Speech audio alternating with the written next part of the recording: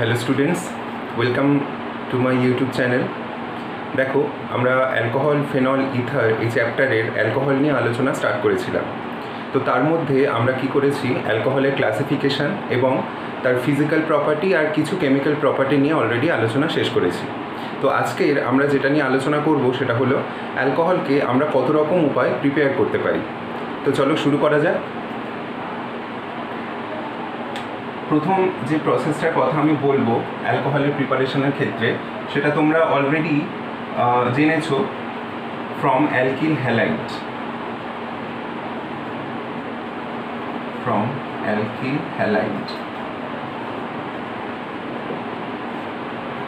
Alkyl halide থেকে আমরা দু রকম উপায়ে অ্যালকোহল তৈরি করতে পারি, SN1 আর SN2।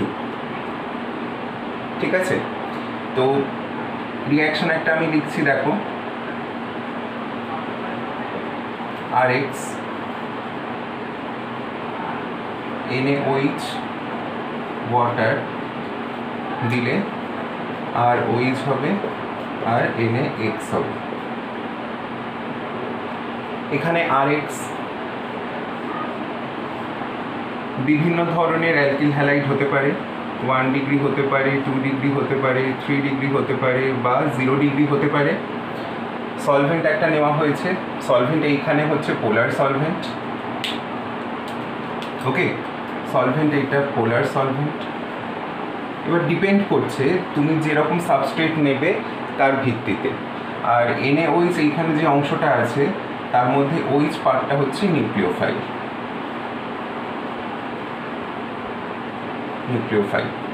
তাহলে এইখানে কি হবে, OH গ্রুপটা গিয়ে এই অ্যালকিল গ্রুপে অ্যাটাক করবে।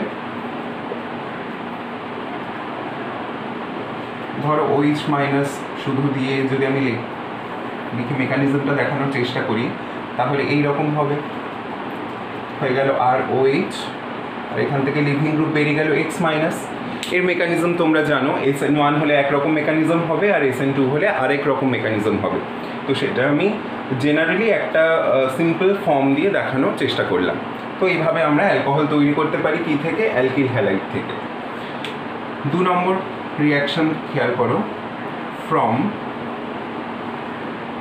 আচ্ছা তোমরা আমাকে একটা কথা বলো, আমরা ক্লাস 11-এ প্রথম যে অর্গানিক কম্পাউন্ডগুলো পড়েছি তার মধ্যে 3টে মেন ছিল। একটা হচ্ছে অ্যালকেন, দ্বিতীয়টা হচ্ছে অ্যালকিন আর তৃতীয়টা হচ্ছে অ্যালকাইন। তো অ্যালকেন যেহেতু সম্পৃক্ত যৌগ বা স্যাচুরেটেড কম্পাউন্ড, তো তার সক্রিয়তা অনেকটাই কম। আর যেহেতু লেস পোলার কম্পাউন্ড অ্যালকেনগুলো, তাই তার ক্ষেত্রে বিক্রিয়া করাতে গেলে আমাকে প্রথমে অন্য কোনো গ্রুপ দিয়ে অ্যালকেনে প্রতিস্থাপন ঘটাতে হবে, তারপরে আমরা সেখান থেকে অ্যালকোহল তৈরি করতে পারি। তো অ্যালকেন থেকে যদি বলতে হয়, ফ্রম অ্যালকেন যদি বলতে হয়, মনে করো আমি খুব সিম্পল একটা এক্সাম্পল দেখাচ্ছি, মিথেন, রাইট? নাম্বার এ, মিথেনকে প্রথমে আমরা কি করলাম, মনে করো ক্লোরিন 1 মোল দিয়ে রিপ্লেস করলাম সানলাইটের প্রেজেন্সে, তাহলে কি হবে, এখানে CH3Cl হবে। এবার এইটাকে আমরা খুব সহজেই রিপ্লেস করতে পারি নিউক্লিওফাইল দিয়ে, এই ক্লোহ্যালোজেনটাকে। দেখো এটা 0 ডিগ্রি অ্যালকিল হ্যালাইড, তো এইটা প্রবাবলি SN2 রিয়াকশন করবে। SN2 রিয়াকশন করলে এখানে তৈরি হয়ে যাবে অ্যালকোহল। OH মাইনাস এই মিথাইল গ্রুপকে অ্যাটাক করবে আর এখান থেকে Clটা বেরিয়ে যাবে। তো এইভাবে আমরা তৈরি করতে পারি অ্যালকেনকে। ফার্স্টে আমরা এমন একটা যৌগে কনভার্ট করলাম যে যৌগে আমরা OH গ্রুপটাকে সহজেই প্রতিস্থাপন ঘটাতে পারি। তো এইভাবে আমরা অ্যালকেন থেকে করতে পারি। সরাসরি অ্যালকেনের মধ্যে কিন্তু OH গ্রুপটা ইনক্লুড করা সম্ভব, সেটা ইন্ডাস্ট্রিয়ালি করা হয় অক্সিজেনের উপস্থিতিতে বলতে পারো যে ওয়াটার গ্যাস যেটা রয়েছে, মানে কার্বন মনোঅক্সাইড আর হাইড্রোজেনের যে কম্বিনেশন, তো সেই গ্যাস যদি অ্যাপ্লাই করা হয় সেক্ষেত্রেও কিন্তু অ্যালকোহল তৈরি হওয়া সম্ভব। তো আমরা এখানে মোটামুটি জেনারেল যে মেথডগুলো আছে সেই মেথডগুলোই দেখার চেষ্টা করছি, পরে আমরা ডেফিনেটলি বলবো কীভাবে হচ্ছে। তো 3 নম্বর পয়েন্ট দেখো, 3 নম্বর পয়েন্ট হচ্ছে ফ্রম অ্যালকিন। এইখানে একটা কথা মনে রাখবে, অ্যালকেন থেকে এই নর্মাল এই মেথডে কিন্তু অ্যালকোহল তৈরি করা সম্ভব নয়, ইন্ডাস্ট্রিয়ালি করা সম্ভব। কারণ ইন্ডাস্ট্রিয়ালি সেখানে অনেক হাই টেম্পারেচার, অনেক হাই প্রেশার অ্যাপ্লাই করে, অন্য রিয়েজেন্ট অ্যাপ্লাই করে সেখানে কিন্তু অ্যালকোহল তৈরি করা হয়ে থাকে। আচ্ছা, অ্যালকিনের ক্ষেত্রে যে পদ্ধতির মাধ্যমে আমরা অ্যালকোহল তৈরি করতে পারি তার অনেকগুলো ভ্যারাইটি আছে। প্রথম যে ভ্যারাইটিটা আমি দেখাবো, ফার্স্ট হচ্ছে হাইড্রেশন। অনেকগুলো কিন্তু ভ্যারাইটি রয়েছে অ্যালকিন থেকে অ্যালকোহল তৈরি করার সময়। হাইড্রেশনের ক্ষেত্রে রিয়েজেন্ট হচ্ছে H+ in presence of water. Hydration বলতে পারো বা হাইড্রোলিসিস বলতে পারো, তার রিয়েজেন্ট হচ্ছে H+ ওয়াটার। কি হয় এক্ষেত্রে যে কোনো একটা অ্যালকিন নাও, সেটা সিমেট্রিক্যাল হতে পারে বা আনসিমেট্রিক্যাল হতে পারে। অ্যালকিন নাও, তাতে H+ H2O দেওয়া হলো, দিলে যে কটা কার্বনের অ্যালকিন নেবে সেই কটা কার্বনেরই অ্যালকোহল তৈরি হবে। এখানে কোনো রকম কার্বন নাম্বারের চেঞ্জ হবে না, কার্বন নাম্বারটা ফিক্স থাকছে। এবারে এইখানে যে H+ ওয়াটার বলা আছে, তার মানে H+টা ওয়াটার মিডিয়ামে রয়েছে, বুঝতে হবে কি এটা ডাইলুট অ্যাসিড মিডিয়াম, और আমরা এখানে লিখতে পারি ডাইলুট অ্যাসিড। H+টা ওয়াটার মিডিয়ামে আছে, তার মানে এটা ডাইলুট অ্যাসিড, রাইট। অনেক সময় এই রিয়েজেন্টটার ডাইলুট অ্যাসিডের জায়গায় বলে দেওয়া থাকে ডাইলুট H2SO4, ডাইলুট H2SO4। সব কটার মানে কিন্তু একই রকম, ডাইলুট H2SO4 বলে দেওয়া থাকে, এবার তার সাথে ওয়াটারও বলে দেওয়া থাকে, দিলে কিন্তু এই রিয়াকশানটাই তোমরা করবে। তাহলে কি বললাম, এখানে এইটা দেওয়া থাকতে পারে বা এই কথাটা বলা থাকতে পারে, অথবা এই কথাটা বলা থাকতে পারে, রিয়াকশান কিন্তু এইটাই হবে। এবার কিভাবে হচ্ছে এইটার আমি একটু মেকানিজমটা দেখাবো। দেখো,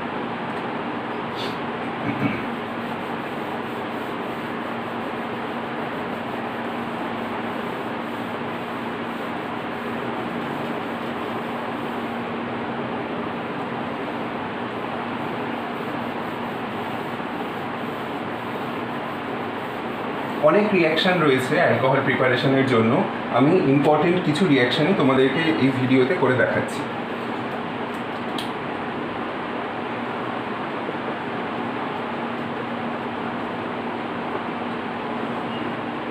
ধরো আমি এখানে নিয়েছি ডাইলুট H2SO4, রাইট। তাহলে ডাইলুট H2SO4 দ্রবণে এইভাবে বিয়োজিত হবে।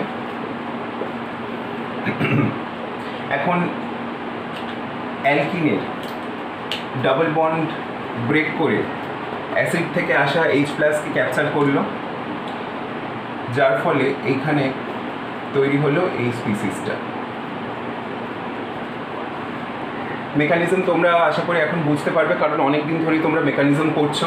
তো এইখানে ডাবল বন্ডটা যেহেতু এই কার্বনের দিকে উঠে আসলো, তাহলে H+টা গিয়ে এই কার্বনে যুক্ত হচ্ছে, আর এই কার্বনের থেকে যেহেতু বন্ডটা সরে যাচ্ছে, তাই এর ওপরে প্লাস চার্জ হবে। এখন প্লাস চার্জের কাছাকাছি মাইনাস চার্জ থাকবে, তো এখানে HSO4- এটা থাকবে। এবারে মিডিয়ামে যেহেতু ডাইলুট অ্যাসিড, তাহলে মিডিয়ামে ওয়াটার আছে, H2O। এখন H2O এই স্টেপে কী কাজ করবে, নিউক্লিওফাইলের মতো কাজ করবে। গেল, গিয়ে কার্বনের সাথে লাগলো,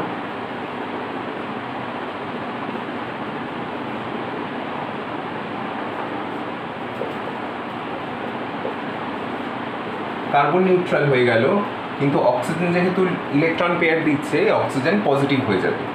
তো এর সাথেও আবার H2SO4 মানে HSO4- যে অংশটা, সেটা কিন্তু এর সাথেই থাকছে, কারণ মাইনাস চার্জ তো ফ্রি থাকতে পারে না, প্লাসের সঙ্গেই কম্বাইন স্টেটে থাকবে।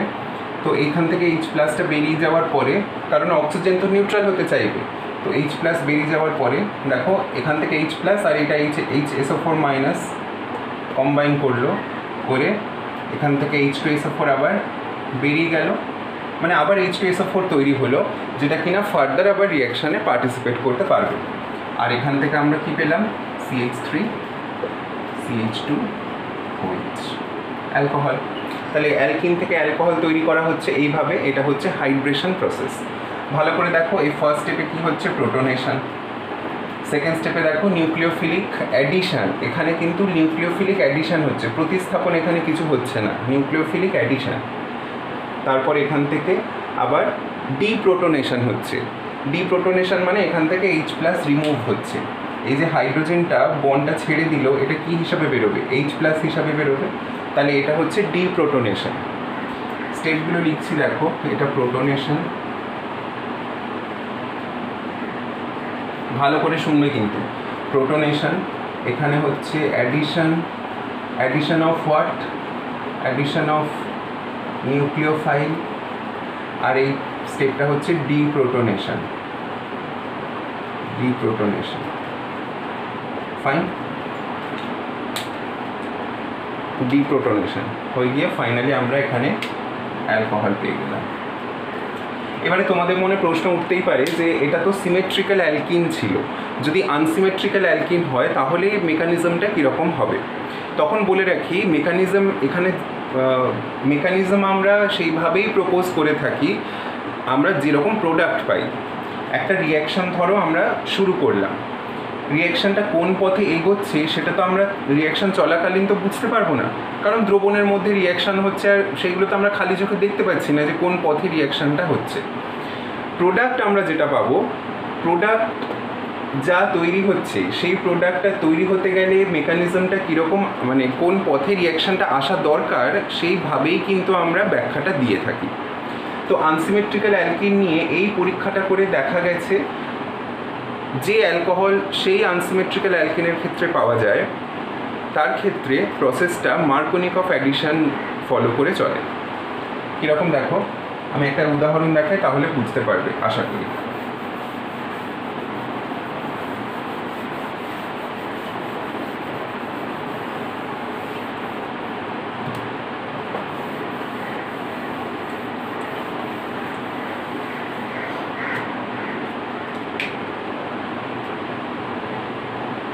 আরেকটা এক্সাম্পল দেখাচ্ছি। মনে করো CH3 CH double bond CH2, এখানে কি ইউজ করা হচ্ছে, suppose dilute H+। Dilute H+ মানে তাতে ওয়াটার আছে। প্রোডাক্ট ফাইনালি যেটা পাওয়া গেছে সেটা হচ্ছে এই রকম। ওকে, মানে ডাবল বন্ডটা উঠে গেছে, ডাবল বন্ডটা উঠে গিয়ে একটা কার্বনে, ধরো এই যে এটা তো ফাংশনাল গ্রুপ, মানে এই ডাবল বন্ডেড অংশটাই তো ফাংশনাল গ্রুপ, আর ফাংশনাল গ্রুপ মানে সেটা অ্যাক্টিভ অংশ যে কোনো যৌগের ক্ষেত্রে। ফাংশনাল গ্রুপ যে কোনো যৌগের ক্ষেত্রেই অ্যাক্টিভ অংশ, কারণ যা কিছু পরিবর্তন ওই ফাংশনাল গ্রুপের জায়গাটাতেই হয়। তো এই দুটো কার্বনকে যদি খেয়াল করো তাহলে দেখো একটা কার্বনে হাইড্রোজেন লেগেছে আর একটা কার্বনে OH লেগেছে, তাহলে এটাই OH লেগেছে, এটাই হাইড্রোজেন লেগেছে। এবারে যদি তোমরা ক্লাস 11-এর কনসেপ্টে ফিরে যাও তাহলে সেখানে কি পড়েছো, ডাবল বন্ডেড যে কার্বনে হাইড্রোজেন সংখ্যা কম সেই কার্বনটাতে যোজকের ঋণাত্মক অংশটা যুক্ত হবে। এখানে অ্যাডিটিভ কোনটা, অ্যাডিটিভ তো যদি তুমি ভাবো অ্যাডিটিভ হচ্ছে ওয়াটার, তাই তো, অ্যাডিটিভ বা যোজক হচ্ছে ওয়াটার। ওয়াটারের এই অংশটা পজিটিভ আর এই অংশটা হচ্ছে নেগেটিভ। তাহলে পজিটিভ অংশটা মার্কোনিকফ নিয়ম অনুযায়ী কোথায় যুক্ত হচ্ছে, ডাবল বন্ডেড যে কার্বনে ম্যাক্সিমাম হাইড্রোজেন আছে, আর নেগেটিভ অংশটা কোথায় যুক্ত হচ্ছে, যেখানে লিস্ট হাইড্রোজেন আছে, যেখানে বলতে যে ডাবল বন্ডেড কার্বনে। তাহলে এই যে প্রোডাক্টটা আমরা পেলাম সেই প্রোডাক্টটা যদি আমরা ভাবি যে প্যাটার্নে অ্যাডিশন হচ্ছে তাহলে আমি বলতে পারি যে হ্যাঁ এটা মার্কোনিকফ সূত্র ফলো করে হচ্ছে। তাহলে এই যে বিক্রিয়াটা আমি দেখালাম, মানে হাইড্রেশন বিক্রিয়াটা যে দেখালাম সেই বিক্রিয়াটা তাহলে কি নিয়ম ফলো করে হবে, মার্কোনিকফ অ্যাডিশন ফলো করে হবে। সিমেট্রিক্যাল অ্যালকিন থাকলে তো কোনো সমস্যা নেই, কারণ দুটো ডাবল বন্ডের দুটো কার্বনই সমান দেখতে, তাই যেদিকে খুশি হাইড্রোজেন বা যেদিকে খুশি OH আমরা অ্যাড করতে পারি। কিন্তু আনসিমেট্রিক্যাল অ্যালকিন হলে তখন একটা ভাবার বিষয় আসছে, তাই আনসিমেট্রিক্যাল অ্যালকিনের ক্ষেত্রে আমরা মার্কোনিকফ নিয়ম অনুযায়ী অ্যাডিশনটা ঘটাচ্ছি। তাহলে এখানে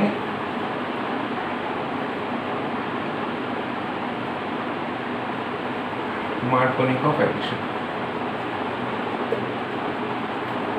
Markovnikov addition of water follows. বোঝাতে পারলাম? আনসিমেট্রিক্যাল অ্যালকিন যেহেতু, তাহলে এর মেকানিজমটা কি হবে? মেকানিজমটা দেখা যাক।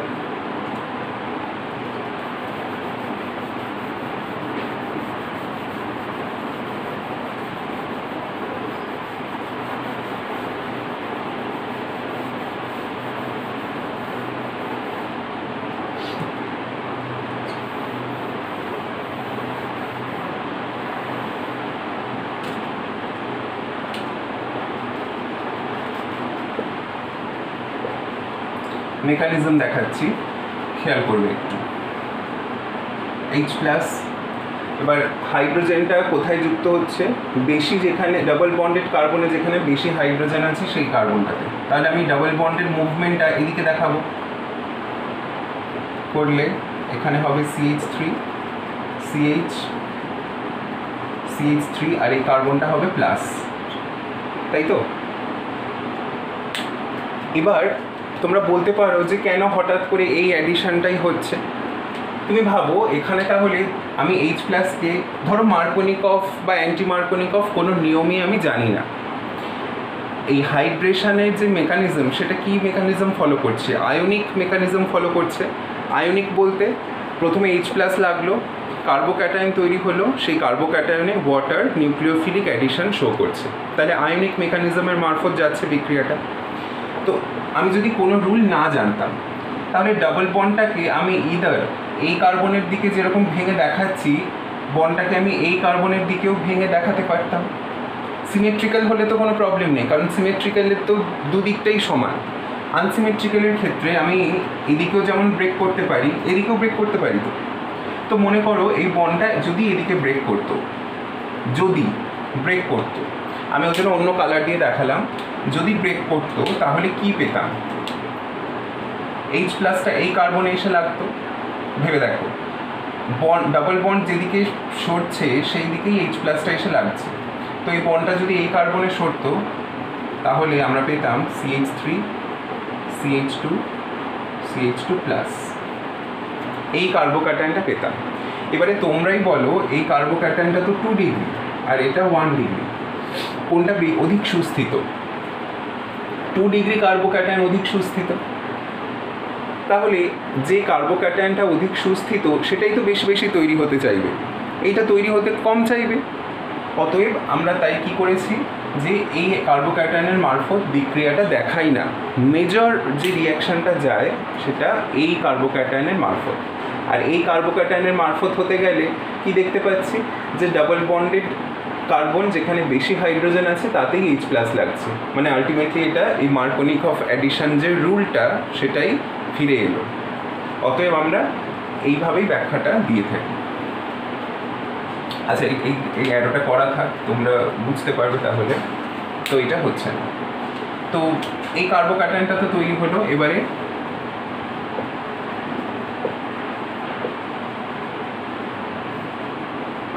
ওয়াটার আসবে,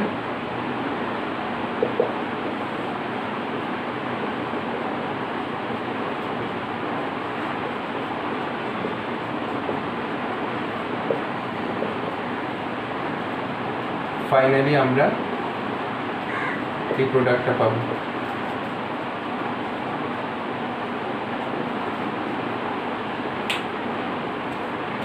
ওকে,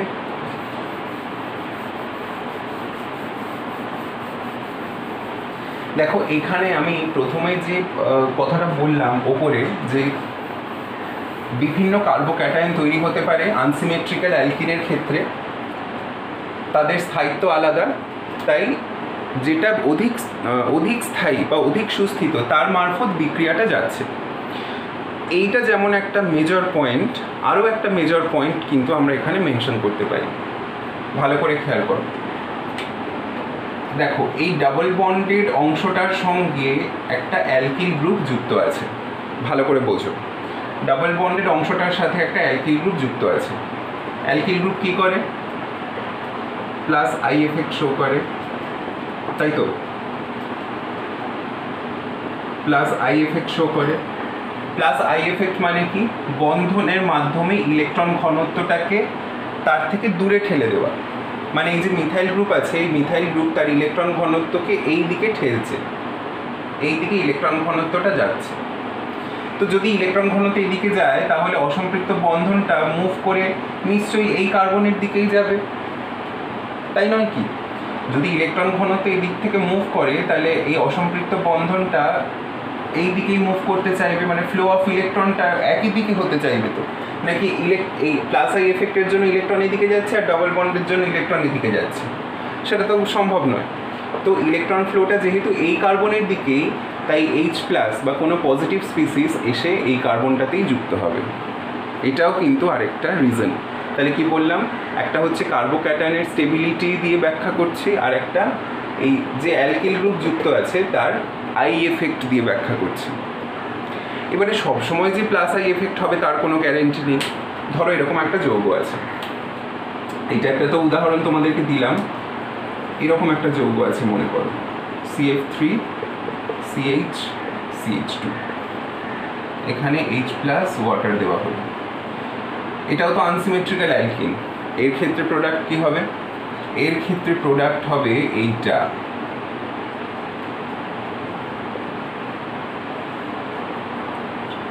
দেখলে এখানে তো মার্কোনিকফ অ্যাডিশন ফলো করলো না, তাহলে এরকম কেন হলো? তার কারণ হচ্ছে এখানে এই যে গ্রুপটা রয়েছে এই গ্রুপটা মাইনাস আই এফেক্ট শো করে। তার মানে বন্ড ইলেকট্রন এই দিক থেকে এই দিকে আসতে চাইবে। তো বন্ড ইলেকট্রন যদি এদিকে আসে তাহলে এই ডাবল বন্ডের ফ্লোটাও এদিকে, ডাবল বন্ড ফ্লো করে যদি এই কার্বনের উপরে আসে তাহলে এইটা মাইনাস হবে, এইটা মাইনাস হলে এইচ প্লাসটা গিয়ে এর সাথে যুক্ত হয়ে যাবে। কার্বোক্যাটায়নের রেসপেক্টে ভাবো, দুটো কার্বোক্যাটায়ন যদি আমি লিখি তাহলে কি হবে? একটা এইটা, এই একটা কার্বোক্যাটায়ন হবে, আর একটা হবে CF3 CH2 CH2 প্লাস। দেখো এটা 2 ডিগ্রি, এটা 1 ডিগ্রি, কিন্তু এই 2 ডিগ্রিটায় একটা ইলেকট্রন উইথড্রয়িং গ্রুপের পাশের কার্বনে প্লাস চার্জ, আর ইলেকট্রন উইথড্রয়িং গ্রুপের পাশের কার্বনে যদি প্লাস চার্জ হয় তাহলে সেই ইলেকট্রন টেনে নেওয়ার ফলে আরও তো প্লাস চার্জটা বাড়বে, তাই না? তো এই কার্বোক্যাটায়নটা কি হয়ে গেল? আনস্টেবল হয়ে গেল, আনস্টেবল। আর এই কার্বোক্যাটায়নের এই ইলেকট্রন উইথড্রয়িং গ্রুপ থেকে দূরে প্লাস চার্জ আছে, তাই এটা কম্পারেটিভলি স্টেবল। হাইলি স্টেবল বলবো না, তুলনামূলকভাবে সুস্থিত। তাই বেশিরভাগ রিয়াকশান এই কার্বোক্যাটায়নটার মারফত যাবে। যদিও এটা 1 ডিগ্রি, কিন্তু এই সমস্ত ফ্যাক্টরগুলোর জন্য আলটিমেটলি সুস্থিতি এইটারই বেশি। ভালো করে জিনিসটা বুঝবে তোমরা, ভিডিওটা বারবার এই জায়গাটাতে ভালো করে শুনবে। আমি প্রত্যেকটা পয়েন্ট বলেছি। কি বললাম? দেখতে হবে যে ডাবল বন্ডেড আনসিমেট্রিক্যাল অ্যালকিন হলে ডাবল বন্ডেড অংশের সাথে কোন কোন অংশ যুক্ত আছে তার উপরে ডিপেন্ড করে কিন্তু আমরা মার্কোনিকফ বা অ্যান্টি মার্কোনিকফ অ্যাডিশনটা ঠিক করছি। আনসিমেট্রিক্যাল অ্যালকিন মানেই আমরা মার্কোনিকফ অ্যাডিশন করে দিলাম, এটা কিন্তু নয়। দেখো যে এর এনভায়রনমেন্টটা কীরকম আছে, সেই হিসাবে তুমি ডিসাইড করবে। ক্লিয়ার? আচ্ছা, তাহলে এবার নেক্সট রিয়াকশানে আমরা মুভ করতে পারি। এরকম বহু এক্সাম্পল আছে, আমি তোমাদেরকে কোয়েশ্চেনে দেবো, সেগুলো তোমরা প্র্যাকটিস করবে।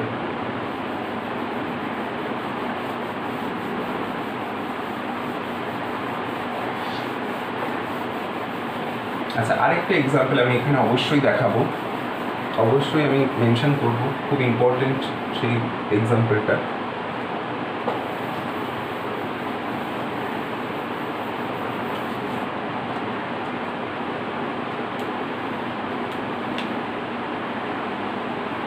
হাইড্রেশনের মধ্যেই বলছি।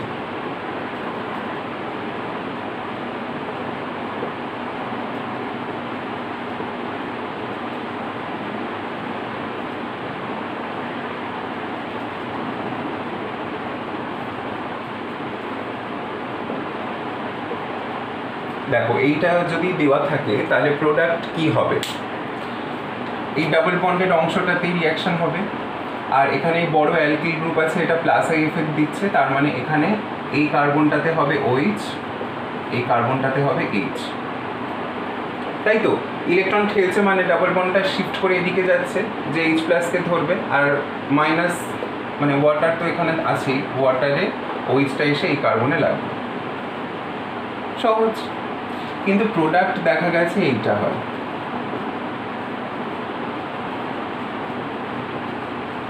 তোমরা অনেকেই হয়তো বুঝে যাচ্ছ যে কেন এটা হচ্ছে, সো আমার তো আর এখানে বলার কিছু বাকি থাকবেই না, এইটা হবে। এইটা হচ্ছে কেন, দেখো মিথাইল গ্রুপ একটা বুঝতে পারছো যে পাশের কার্বন থেকে এই কার্বনে ট্রান্সফার হয়ে গেছে বা মিথাইল শিফটিং হয়েছে, তাহলে এখানে কি ঘটছে, methyl shifting occurs, methyl shifting occurs. কেন মিথাইল শিফটিং ঘটলো? মিথাইল শিফটিং ঘটছে due to the formation of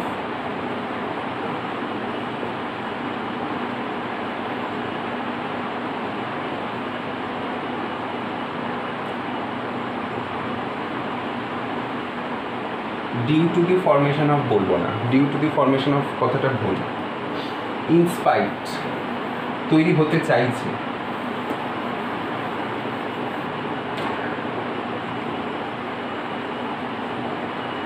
In spite of the formation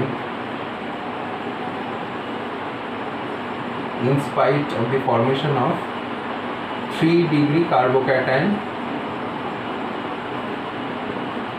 from 2-degree carbocation mechanism করলে বুঝতে পারবে। আমি একটু শর্টে মেকানিজমটা দেখাচ্ছি, কারণ মেকানিজম ওই একই জিনিস বারবার করলে তোমাদের টাইম নষ্ট, তো শর্টে দেখিয়ে দিচ্ছি। ধরো এই যৌগটা ছিল, কার্বোক্যাটাইন হিসাবে কি তৈরি হবে, এইটা তৈরি হবে H+ যুক্ত হওয়ার পরে, তাই না? একটু বোঝার চেষ্টা করো, H+টা যুক্ত হওয়ার পরে এই কার্বোক্যাটাইনটা তৈরি হবে। ভালো করে শুনবে, আমি কিন্তু ডিটেলস মেকানিজম আর করছি না। H+ যুক্ত হওয়ার পরে এই কার্বোক্যাটাইনটা তৈরি হবে, যেটা হচ্ছে 2°, রাইট?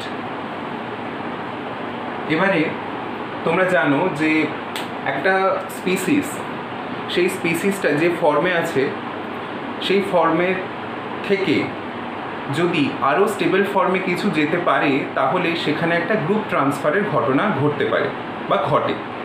গ্রুপ ট্রান্সফার বলতে কি, ইদার হাইড্রোজেন ট্রান্সফার হতে পারে বা অ্যালকিল গ্রুপ ট্রান্সফার হতে পারে। অ্যালকিল গ্রুপের মধ্যে মূলত মিথাইল শিফটিংটাই ফেভারেবলি ঘটে, কারণ যত লার্জ অ্যালকিল গ্রুপ হবে সেই অ্যালকিল গ্রুপ মুভ করতে অনেক বেশি এনার্জির প্রয়োজন, তাই অ্যালকিল গ্রুপের মধ্যে মূলত মিথাইল শিফটিংটাই আমরা প্রেফারেবলি কনসিডার করি।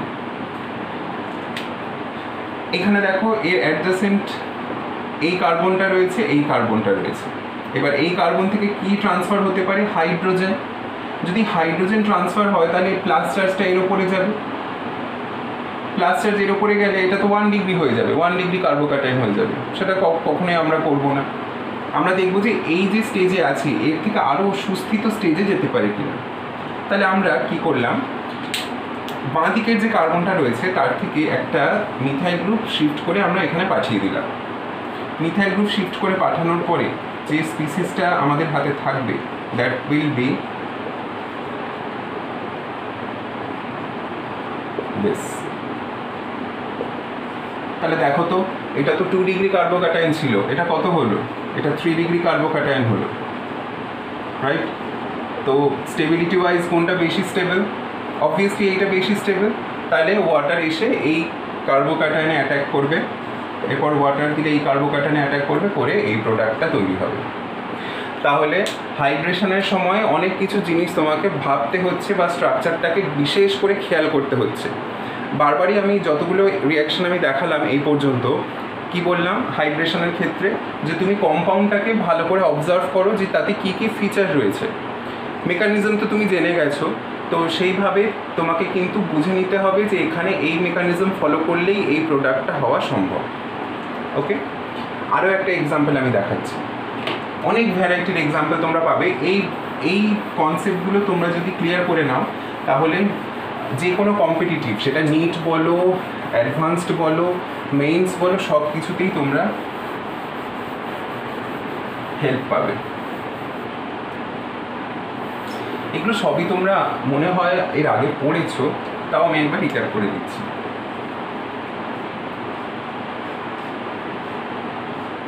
ধরো এরকম একটা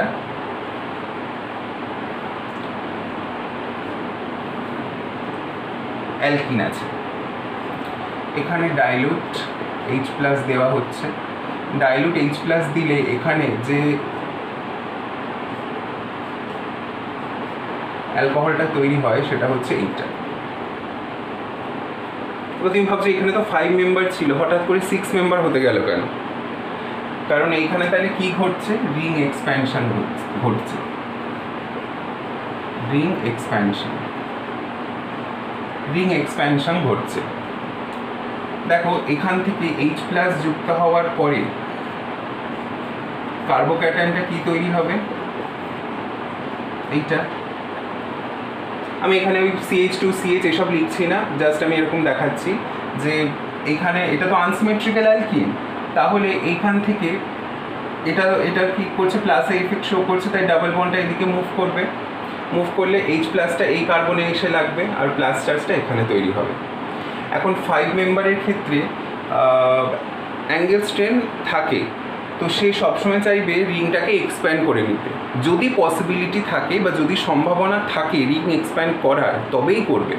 আদারওয়াইজ 5 মেম্বার রিং যৌগ পাওয়া যায়, 4 মেম্বার রিং যৌগ পাওয়া যায়, কিন্তু যখন কোনো রিয়াকশানে পার্টিসিপেট করানো হয়, যদি এরকম কোনো সম্ভাবনা তৈরি হয় রিং এক্সপ্যান্ড করার মতো, তখনই করবে, আদারওয়াইজ করে না। এটা মাথায় রেখো। তো এখানে দেখো, এখানে 5 মেম্বার রিংয়ের ঠিক অ্যাডজাসেন্ট কার্বনেই একটা পজিটিভ চার্জ তৈরি হয়েছে। তো তখনই সঙ্গে সঙ্গে কী হবে? এটা সেই মিথাইল শিফটিংয়ের মতো বা গ্রুপ ট্রান্সফারের মতোই ভাবতে পারো। সঙ্গে সঙ্গে কী হবে? রিংটা এক্সপ্যান্ড করিয়ে 6 মেম্বার হয়ে যাবে। মানে এই হাতটা খুলে এইখানে চলে গেল। তাহলে দেখতে কীরকম হবে?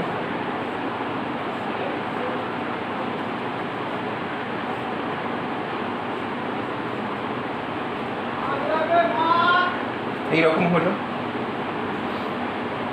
আচ্ছা, আমি এটা দেখাচ্ছি কেন ওই যৌগটা হয়েছে, আমি দেখাচ্ছি। এরকম হলো, প্লাস চার্জটা এখানে আসবে। কারণ ভালো করে দেখো, আমি ওই প্যাটার্নটাই রেখেছি, তুমি একটু খেয়াল করে দেখো। আগে বন্ডটা কীরকম ছিল? আগে বন্ডটা তো এইরকম ছিল, ভালো করে দেখো তো। আগে বন্ডটা এরকম ছিল, এবার এই কার্বন থেকে টেনে নিয়ে গিয়ে আমি পাশের কার্বনে বসালাম, তাহলে পাশের কার্বনটা নিউট্রাল হয়ে গেল, কিন্তু এই কার্বনটা যেহেতু হাত একটা কমে গেল, তাই প্লাসটা এখানে ট্রান্সফার হবে। দেখো তো এটা এবার 6 মেম্বার হলো কি না? 1 2 3 4 5 6 মেম্বার। তাহলে এটাকে আমি ঠিক করে লিখি।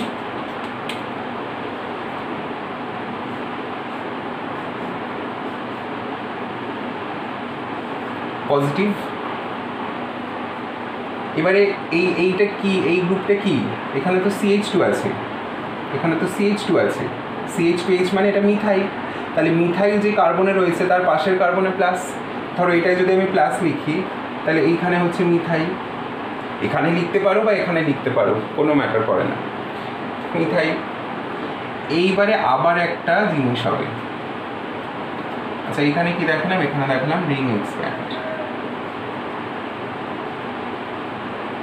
expands to 6 member. এখানে আরেকটা জিনিস কি হবে? এটা তো 2 ডিগ্রি কার্বোক্যাটায়ন, এখান থেকে হাইড্রেট একটাকে আমি এখানে শিফট করিয়ে দিলাম। ভালো করে দেখো, এখানে কিন্তু হাইড্রোজেন আছে, মানে এই কার্বনটায় প্রত্যেকটা কার্বনেই তো হাইড্রোজেন করে তো রয়েছে। তো এই হাইড্রোজেনটাকে যদি আমি এখানে ট্রান্সফার করিয়ে দিই, তাহলে প্লাসটা এখানে আসবে। মানে এখানে আবার কি ট্রান্সফার হচ্ছে? Hydride transfer. মানে এখানে দুটো জিনিস একসাথে ঘটছে। হাইড্রাইড ট্রান্সফার হয়ে গেলে এখানে মিথাইল, এটা প্লাস হয়ে গেল, আর এখানে হাইড্রোজেনটা চলে গেল। তাহলে এটা 2 ডিগ্রি কার্বোক্যাটায়ন ছিল, এটা 2 ডিগ্রি ছিল, এটা হয়ে গেল 3 ডিগ্রি, রাইট? এবারে তুমি ওয়াটারের উপস্থিতিতে বা ওয়াটারের প্রেজেন্সে প্রোডাক্ট কী পাবে? প্রোডাক্ট পাবে হচ্ছে এটা, যেটা আমি লিখেছি অলরেডি। বুঝতে পারলে? তাহলে এরকম অনেক ধরনের বা অনেক টাইপের তোমরা এক্সাম্পল পেতে পারো। তাই কি বলছি, প্রথমে সাবস্ট্রেটটা বা যে যৌগটা দেওয়া রয়েছে, যা রিয়াকশন তোমাকে করাতে হবে, সেই যৌগটা ভালো করে অবজার্ভ করবে, তাতে কি কি ফিচার আছে বা তারা কিভাবে রিয়াকশনটা নিয়ে এগোতে পারে। তাহলেই কিন্তু তুমি বুঝতে পারবে যে ওখানে আমি কি কি ঘটাবো, রিং এক্সপ্যান্ড ঘটাবো নাকি গ্রুপ ট্রান্সফার ঘটাবো নাকি মার্কোনিকফ অ্যান্টি মার্কোনিকফ কী ধরনের অ্যাডিশন করাবো, সেটা তোমরা বুঝতে পারবে। ওকে, তো এটা ছিল হাইড্রেশনের কিছু বিক্রিয়া, কিছু এক্সাম্পল। আরও কয়েকটা সিম্পল এক্সাম্পল দেখাই, মানে সিম্পল কয়েকটা রিয়াকশন দেখাই।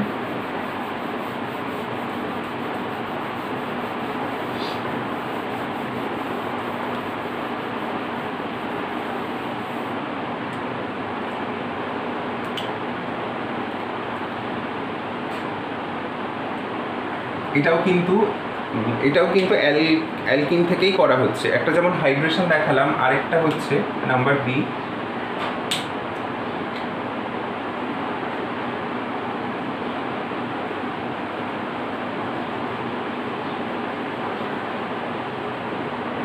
হাইড্রোবোরেশন অক্সিডেশন, হাইড্রোবোরেশন অক্সিডেশন রিয়াকশন। শর্টে এটাকে লেখা হয় HBO, hydroboration oxidation. Okay, HBO। Reagent হচ্ছে B2H6 in THF, B2H6 in THF এক নম্বর।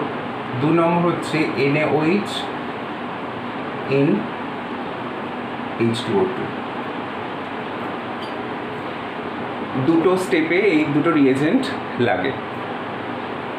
ওকে, তাহলে রিয়াকশনটা কি হয়? CH3 CH double bond CH2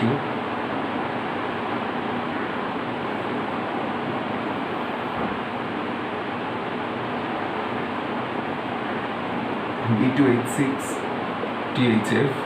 আমি আনসিমেট্রিক্যাল অ্যালকিন নিয়েই দেখাচ্ছি। এখানে তৈরি হবে CH3 CH2 H BH2। Basically B2H6 যখন রিয়াকশান করে, B2H6 তো মূলত BH3 ডাইমার হিসাবে থাকে, তাই রিয়াকশান করবার সময় B2H6টা BH3-তে ভেঙে যায়। BH3-তে ভেঙে যাওয়ার পরেই এরকমভাবে রিয়াকশান করতে থাকে। এখন তোমরা যদি খেয়াল করে দেখো, এই যে ডাবল বন্ড এই BH3-র উপস্থিতিতে সম্পৃক্ত হয়ে যাচ্ছে। ডাবল বন্ডটা BH3-র উপস্থিতিতে সম্পৃক্ত হয়ে যাচ্ছে। কিভাবে সম্পৃক্ত হচ্ছে? BH3 বা বোরেন, এই যৌগটার নাম তো বোরেন। বোরেনের একটা হাইড্রোজেন, ডাবল বন্ডের যে দুটো কার্বন আছে, একটা কার্বনে হাইড্রোজেন লাগছে আর একটা কার্বনে BH2 লাগছে। দেখো, তাহলে আমরা বলতে পারি যে BH3টা হাইড্রোজিনেটিং এজেন্ট বা হাইড্রোজেন সাপ্লাই করতে পারে। অতএব বোরনের সঙ্গে যতগুলো হাইড্রোজেন থাকবে ততগুলোই অ্যালকিন অংশ যুক্ত হতে পারে। মানে যেমন দেখো, এখানে বোরনের সঙ্গে তো আগে 3টে হাইড্রোজেন ছিল, একটা হাইড্রোজেনকে যুক্ত করে দিয়ে একটা অ্যালকিনকে যুক্ত করেছে। আরও কটা হাইড্রোজেন আছে? আরও 2টো হাইড্রোজেন আছে, তাহলে আরও 2টো অ্যালকিনকে যুক্ত করতে পারে এই হাইড্রোজেন দুটো সাপ্লাই করার মাধ্যমে। তাহলে এরপরে আমরা আর এই স্টেপটা দেখাবো না, একইবারে লিখে দেবো আরও 2টো অ্যালকিনের সঙ্গে উইথ 2 more alkenes কি হবে? CH3 CH2 CH2। দেখো এটা কিসে কনভার্ট হলো? CH3 CH2 তে কনভার্ট হচ্ছে। তাহলে এই জিনিস 3টে লাগছে, 3টে হয়ে এখানে বোরন হলো। So this is called trialkyl borane. Trialkyl borane. এবার আমরা এটাকে যদি, এটা ফার্স্ট স্টেপ গেল, সেকেন্ড স্টেপে আমরা কি করছি, NaOH আর H2O2 দিচ্ছি।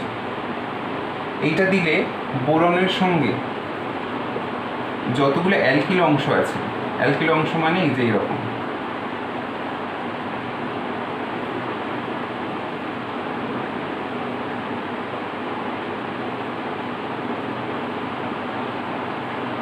এই যে অ্যালকিল অংশগুলো আছে এইগুলো সব বোরনের সঙ্গে বন্ডটা ভেঙে যাবে। বন্ডটা ভেঙে গিয়ে এদের সঙ্গে OH যুক্ত হবে, আর এর সাথেও ঠিক একইভাবে OH যুক্ত হবে। তাহলে এখানে পাবো আমরা 3টে অ্যালকোহল,